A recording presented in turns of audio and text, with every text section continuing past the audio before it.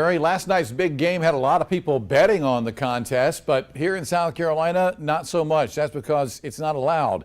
We're one of 20 states where sports betting is illegal. But as News 19's Becky Buds tells us, some lawmakers want to change that. A record 30 million Americans placed bets on Sunday's big game, but South Carolinians were not among them. That's because sports betting of any kind is illegal, and Representative Todd Rutherford says that shouldn't be the case. This is about freedom. This is about the ability to do something that people are already doing and take advantage of that and letting South Carolina benefit from that. Since 2018, 30 states have legalized sports betting, while neighboring states such as North Carolina and Georgia are considering legislation that would legalize it. For years, South Carolina lawmakers have attempted to join those states and failed. But Rutherford thinks this time is different. Corporations now, MGM, Caesars, that want sports betting to come, I think that's going to drive the needle and move the needle towards more progression and more freedom. More freedom and more tax revenue. Supporters say legal betting would generate $40 million a year for the state.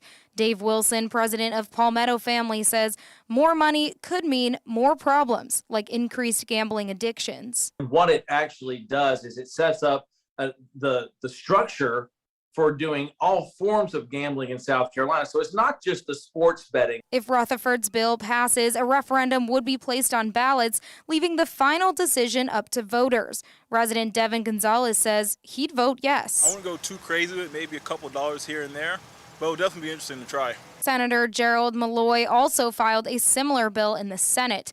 Both bills are sitting in committee waiting to be debated on the floor. In Columbia, Becky Buds, News 19 WLTX.